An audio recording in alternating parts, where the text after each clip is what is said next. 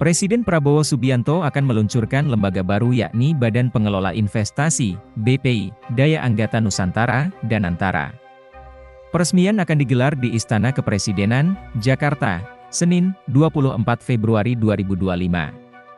Peluncuran Danantara akan diresmikan langsung oleh Presiden Republik Indonesia Prabowo Subianto, kata Deputi Bidang Protokol, Pers, dan Media Sekretariat Presiden Yusuf Permana, Minggu, 23 Februari 2025. Menurut Yusuf, peluncuran Danantara menandai era baru dalam transformasi pengelolaan investasi strategis negara.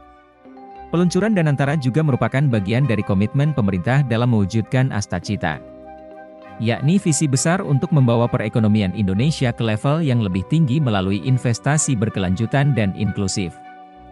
Katanya, BPI Danantara baru saja dibentuk setelah rancangan Undang-Undang (RUU) tentang perubahan ketiga atas UU Nomor 19 Tahun 2003 tentang Badan Usaha Milik Negara (BUMN) disahkan menjadi undang-undang dalam rapat paripurna DPR. Nantinya, terdapat 7 BUMN yang akan dikelola oleh Danantara pada tahap awal operasional. Ketujuh BUMN tersebut adalah PT Bank Mandiri, Persero, Tbk, PT Bank Rakyat Indonesia, Persero, Tbk, BRI, PT PLN, Persero, PT Pertamina, Persero, PT Bank Negara Indonesia, Persero, Tbk, BNI, PT Telkom Indonesia, Persero, Tbk, dan Mining Industry Indonesia, Mind ID. Ketujuh BUMN ini dipilih karena merupakan yang memiliki kepemilikan aset terbesar dari total 47 BUMN yang ada saat ini. Selain itu, Lembaga Pengelola Investasi, LPI, atau Indonesia Investment Authority, INA, yang merupakan Sovereign Wealth Fund, SWF, Indonesia hasil bentukan era Presiden ke-7 RI Joko Widodo, Jokowi, juga akan bergabung dengan Danantara.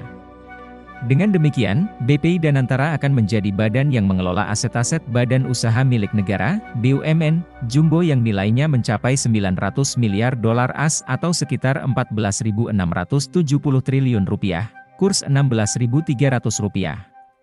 Sementara itu, investasi awal yang disiapkan mencapai 20 miliar dolar AS atau sekitar 326 triliun rupiah. Dana ini bersumber dari efisiensi anggaran APBN. Melalui Danantara, pemerintah akan menginvestasikan sumber daya alam serta aset-aset negara sehingga diharapkan badan ini dapat mendorong berbagai proyek yang memiliki dampak besar dan berkelanjutan bagi Indonesia. Beberapa sektor yang menjadi fokus BPI Danantara mencakup energi terbarukan, pengembangan industri manufaktur, hilirisasi, dan pangan. Dikutip dari Indonesia Go ID, model pengelolaan Danantara adalah mengacu pada konsep Temasek Holdings Limited milik Singapura dan berperan serupa dengan Indonesia Investment Authority, INA. Namun, cakupan Danantara lebih luas karena tidak hanya mengelola aset tertentu, tetapi juga mengonsolidasikan aset-aset pemerintah yang tersebar di berbagai kementerian agar lebih terintegrasi dan efisien. Wakil Ketua Komisi 6 DPR RI Eko Patrio, mengungkapkan pandangannya mengenai kriteria pemimpin yang tepat untuk memimpin lembaga pengelola aset negara, Danantara. Menurut Eko, calon pemimpin Danantara harus memiliki pemahaman yang mendalam tentang aset nasional, terutama BUMN, serta kemampuan untuk memaksimalkan potensi aset tersebut. Eko menekankan pentingnya pengelolaan aset yang besar, yang saat ini mencapai Rp14.000 triliun, agar dapat memberikan manfaat maksimal bagi negara. Ia mencontohkan beberapa lembaga pengelola aset negara di luar negeri seperti Temasek dari Singapura, Khazanah dari Malaysia, dan CIC dari Cina sebagai contoh yang sukses dalam mengelola aset dan investasi. Sekjen DPP PAN itu menilai bahwa visi pemimpin Danantara harus fokus pada upaya untuk memaksimalkan keuntungan dan menciptakan daya ungkit yang besar terhadap aset dan investasi BUMN. Menurutnya, ini adalah tugas utama Danantara untuk mengelola aset negara dengan efektif. Terkait dengan siapa yang akan memimpin Danantara, Eko percaya bahwa Menteri Pertahanan Prabowo Subianto sudah memiliki kandidat yang tepat untuk posisi tersebut.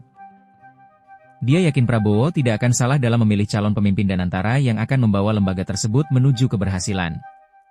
Download Tribun X sekarang, menghadirkan lokal menjadi Indonesia.